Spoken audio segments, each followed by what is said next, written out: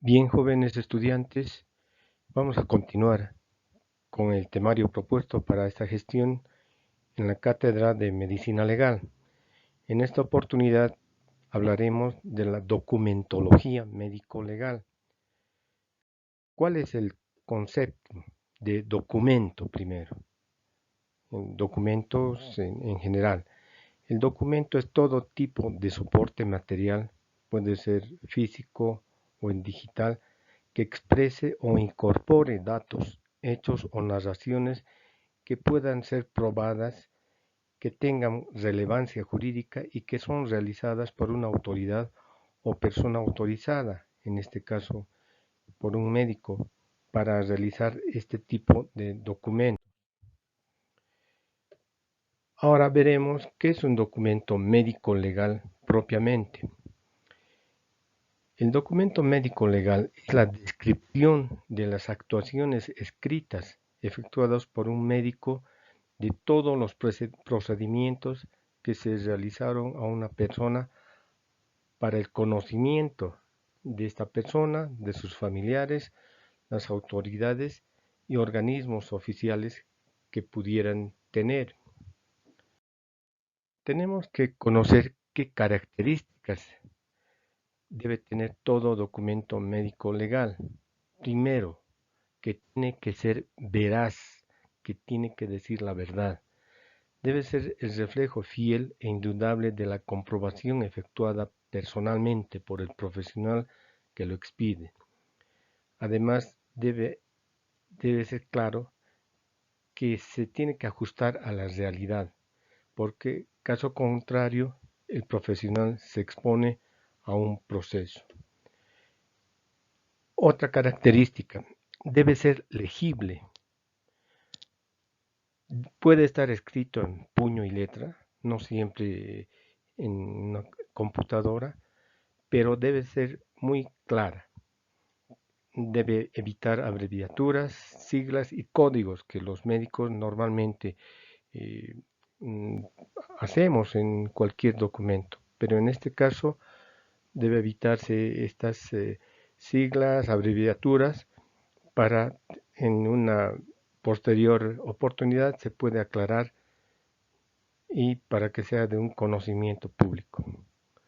Otra característica, debe ser descriptivo, debe constar el diagnóstico, sobre todo que motiva esta certificación. Tiene que describir todos los procedimientos que se han realizado, donde el mismo pueda ser leído por otras personas ajenas a la medicina, por ejemplo, abogados u otras eh, autoridades administrativas o judiciales, por lo que se recomienda no extenderse en consideraciones científicas más allá de lo descriptivo.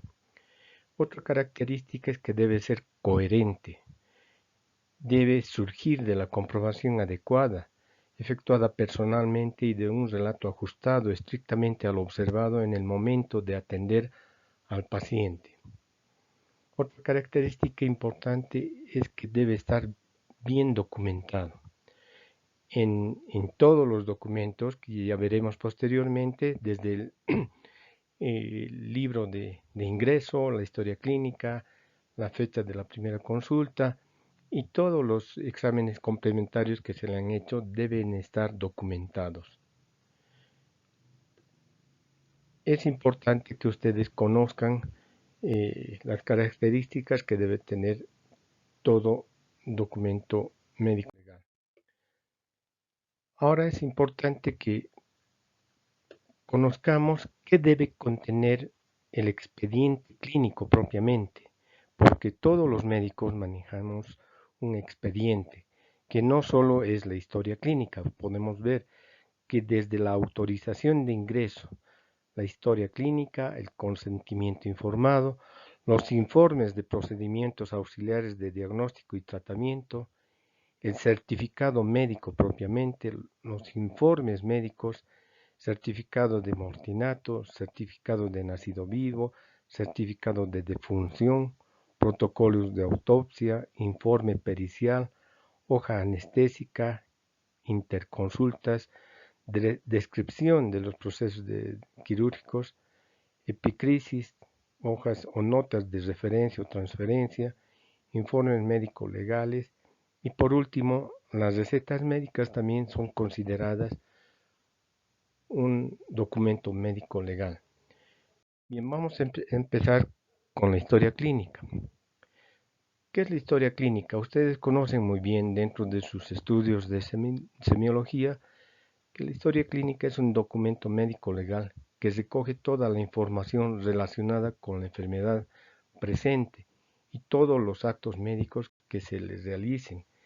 Esta es la razón de la que la historia clínica debe ser la prueba material en casos de responsabilidad médica profesional, donde se transforma en la mejor protección o la más eficaz pieza condenatoria en caso de algún tipo de negligencia, porque claramente ustedes saben que se anota la fecha, la hora de todos los procedimientos que se han ido realizando. Aparte de esto, es el único medio que posee el médico para demostrar su inocencia o competencia en cualquier momento que se realice una auditoría médica. Una historia clínica incompleta o mal realizada muestra que el médico no quiere aportar sobre el proceso y que pone al profesional en una situación verdaderamente difícil y fácilmente puede enfrentarse a un proceso. Entonces, cada, cada hospital o cada unidad tiene un formato bien definido, pero básicamente les decía a ustedes si han llevado en la materia de semiología todos los pasos que debe tener la historia clínica y ustedes deben saber llevar este documento médico legal de acuerdo a su competencia. El siguiente documento que vamos a ver es el consentimiento informado. Es importante el tener la documentación sobre este consentimiento informado, que es un acto mediante el cual el paciente autoriza o rechaza algún procedimiento médico que se le ha propuesto de manera libre, consciente e informada. Entonces, para que esto realmente tenga validez, el paciente debe tener libertad de aceptar, tiene que estar consciente, tiene que tener buena información de los procedimientos de una cirugía o cualquier otro procedimiento que se le va a realizar, porque ustedes saben que cualquier procedimiento siempre conlleva un riesgo y para evitar cualquier otra complicación para ustedes y para el paciente es mejor informar al paciente de los riesgos y que él firme lo que se denomina un consentimiento informado. El lenguaje que se debe utilizar en este caso debe ser accesible y comprensible para el paciente, no hablar en terminología médica difícil de comprender, cosa de que el paciente esté muy bien informado y pueda acceder o pueda aceptar libremente la realización de los procedimientos que se le están aconsejando. El siguiente documento que vamos a ver es el certificado médico. Es importantísimo conocer cómo se realiza un certificado médico, que es la declaración escrita de un médico que da fe del estado de salud de una persona en un determinado momento. Eso tiene que quedar claro. En un determinado momento, en este momento la persona puede estar totalmente sana, pero para el día siguiente pues puede tener alguna enfermedad. Entonces hay que ser bien claros en expresar eso, que en el momento actual el paciente presenta esto. Y en todo caso el certificado médico, les repito que es un documento mediante el cual el médico da fe y certifica sobre un hecho del que tiene conocimiento en virtud a lo que ha ido investigando. También se ha definido como aquel documento legal en el que se afirma la verdad de un hecho médico y de sus consecuencias. Entonces vamos a ver que hay varios tipos de certificados médicos. Unos que son enunciativos, que se solicita por requerimiento particular o del ordenamiento jurídico para informar sobre el estado del paciente y si tiene aptitud para determinadas actividades. Por ejemplo, es un requisito para el ingreso, primero, para viajar o para ingresar a cualquier trabajo, piden un certificado médico de aptitud. Primero, entonces es importante darle un certificado médico de esta, después de haber realizado todo el examen físico correspondiente, certificar que la persona está clínicamente apta y sana para realizar una, una actividad. Otro tipo de certificados son los oficiales. Son realizados por una autoridad administrativa cuando solicita que les realicen un certificado médico para descartar cualquier probable patología que pudiera tener o confirmar en su caso. Es importante conocer que hay varios tipos de certificados. El siguiente es el exonerativo, que sirve para librarse de alguna culpa sobre negligencia que pudiera tener una persona o un médico, perdón.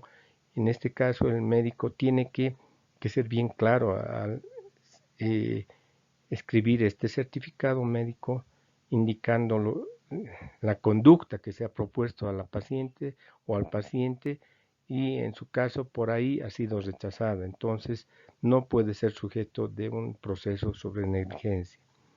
Otro tipo de certificados son los complacientes. Estos sí se considera un delito y esto tienen que tener todos los estudiantes bien claro. Estos certificados son bastante comunes, se realizan a solicitud de una persona y muchas veces sirven para librarse de alguna situación, de algún proceso. Por lo tanto, el médico también está incurriendo en un delito de falsedad material.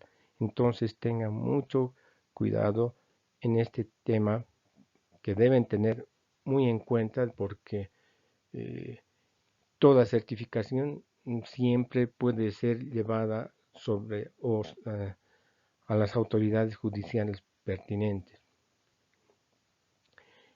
En caso de realizar un certificado médico a solicitud de una persona, ustedes comprenderán que estamos penalizando a veces las lesiones y de acuerdo a los días de impedimento, entonces viene la sanción que pueden ser las lesiones leves, graves y gravísimas. Las leves son hasta 5 días. Esto en realidad no tiene ninguna sanción. Son 5 días que fácilmente una contusión, una equimosis pueden solucionarse. Sin embargo, después de los 5 días hasta los 30 o desde del sexto día al día 30 ya son lesiones graves.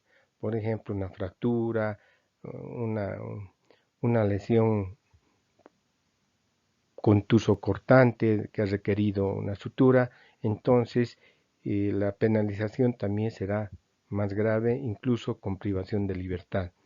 Ahora, las lesiones que son gravísimas, que son más de 30 días de impedimento y a veces con discapacidad permanente, estas lesiones sí ya se sancionan a través de la vía penal.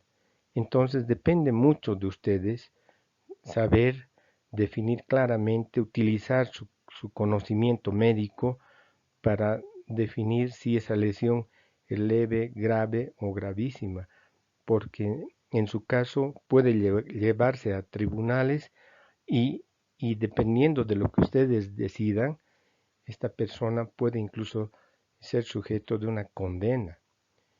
Verán que el tema es bastante delicado y muchas veces recurren justamente a médicos para que les otorguen una certificación, pero si el médico, como dijimos al principio, no es veraz en su presentación, en la exposición y en lo que escribe en un certificado médico, puede estar sujeto fácilmente a un proceso de a un proceso sobre incumplimiento y además puede ser hasta retirado de la profesión. Bien, vamos a continuar. El siguiente documento médico legal es el informe médico. Esto no confunda mucho el certificado médico con un informe médico, porque el informe tiene otro tipo de características. Es más, les puedo decir, eh, es más administrativo. En realidad, se da a solicitud de una autoridad, por una orden legal incluso, o por una autoridad del hospital donde ustedes están trabajando. El director puede pedir un informe médico, no un certificado. Entonces, este informe es más técnico. Acá sí se puede utilizar una terminología más adecuada en otras palabras, pero la diferencia con el certificado es que justamente se debe dar a conocer claramente el diagnóstico, qué conducta se ha tomado, si puede tener alguna complicación. Por tanto, el informe es, les repito, un documento médico legal que es totalmente técnico. Continuando con los documentos médico legales, veremos ahora el tema de los certificados de nacido vivo. Es importante, ustedes muchas veces atenderán partos, pueden ser domiciliarios, pueden ser partos en una unidad donde ustedes estén trabajando. Por tanto, siempre les van a pedir la certificación o el certificado de nacido vivo. Muchos de los centros de salud tienen ya el formato dispuesto después de que han atendido un parto. Sin embargo, hay lugares, sobre todo en el área rural, donde no existe un formato. Por lo tanto, el médico que va a realizar su año de provincia debe hacerlo a veces a pulso. Y ustedes tienen que hacer este certificado de nacido vivo después de que han atendido el parto, casi inmediatamente después, donde tienen que colocar claramente el lugar donde se ha producido el nacimiento, si es en un centro de salud, si ha sido domiciliario, el sitio del parto, el nombre de la institución y lo más importante, el peso del nacido vivo, el sexo del nacido vivo, la talla, la fecha exacta, la hora del nacimiento, quién ha atendido el parto, si es médico, a veces la enfermera también, o sea, a veces es domiciliario y ustedes tienen que constatar de que sí ha atendido, a veces ha sido atendido por una partera, qué tipo de parto ha sido espontáneo, ha sido, no sé, conducido o inducido. El Apgar es importante que ustedes conocen que la numeración va del 1 al 10 y ustedes tienen que saber calificar esto. Entonces, básicamente con estos datos eh, se da a la madre o a los padres para que ellos hagan ya su inscripción al registro, a la notaría de registro civil. No confundan, por favor, con este certificado de nacimiento que se da en una oficialía de registro civil. Entonces, el médico da el certificado de nacido vivo, no da certificado de nacimiento. Bueno, vamos a continuar. El siguiente es el certificado de defunción, que también es otro certificado importantísimo porque tiene un valor epidemiológico, médico, legal, jurídico y administrativo. Entonces, en cada país tiene un formato bien definido. En nuestro país, el certificado de de defunción es bastante simple o sencillo. En otros países es más complejo porque hay que indicar la causa precipitante, la causa predisponente y la principal causa de muerte. Entonces, les repito que el certificado de defunción se lo debe realizar en un formato que ya tienen las autoridades pertinentes, de acuerdo al lugar donde estén. Casi siempre hay una oficialía de registro civil y es allá donde nos tienen que dar los certificados o el formato de certificado de defunción. En caso de muertes violentas, ustedes no deben dar el certificado. Siempre se debe realizar una autopsia a través del médico forense. Solo en caso de enfermedades o muertes, perdón, consideradas muertes naturales y además de que el médico conozca toda la evolución de la patología, ustedes pueden certificar el, certificar la defunción de una persona. Pero en caso de muertes violentas, obligatoriamente ustedes deben referir al forense del lugar. Caso contrario, estarán sujetos incluso a un proceso. Entonces es importante que ustedes tengan claro eso. No dar certificados de defunción simplemente porque les piden. Les decía, en nuestro país el certificado de defunción es bastante sencillo y solo dice por causa de, entonces ustedes tienen que poner por qué causa ha fallecido la persona, pero cuando ustedes realmente conozcan la causa. Es importante que también acá en nuestro país les he puesto unos modelos de protocolo de levantamiento de cadáveres. Esto van a llevar o han debido llevar en tanatología. Entonces, siempre en el levantamiento de cadáveres tiene que estar el, un representante de la fiscalía, el médico forense o en su caso el médico del lugar y un investigador asignado, que siempre es un policía. Entonces no lo hagan nunca solos.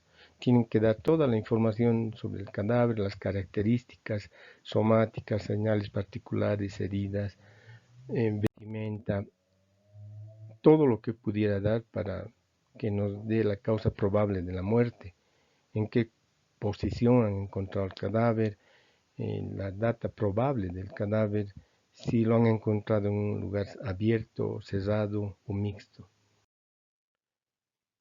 Y quién ha sido el que ha denunciado incluso el descubrimiento de este cadáver.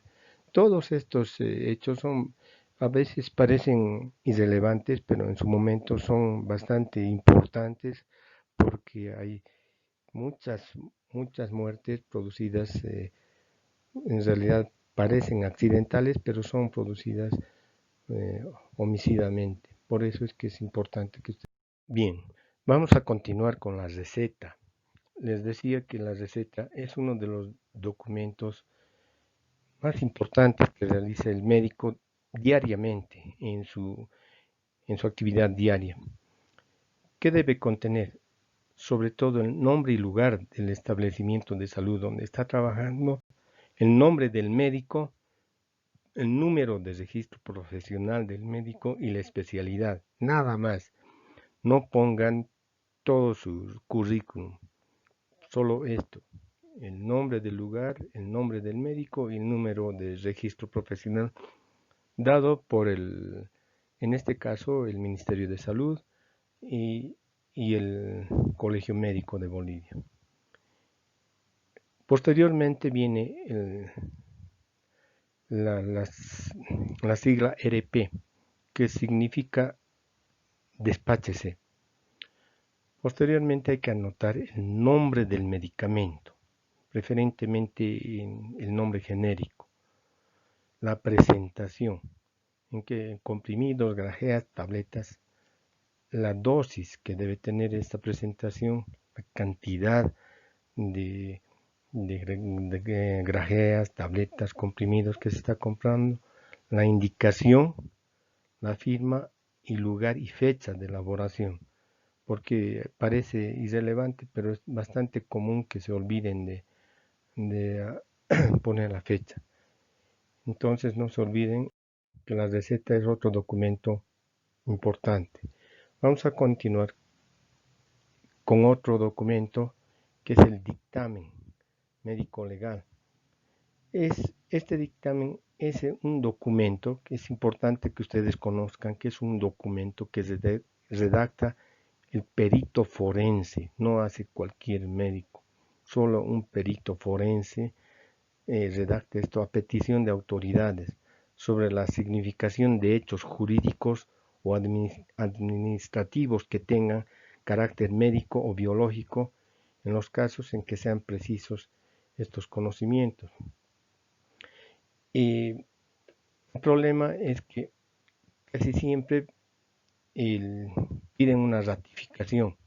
Entonces el perito incluso tiene que asistir personalmente para ratificar lo que ha certificado en algún momento dado, de acuerdo a la fecha que menciona este dictamen.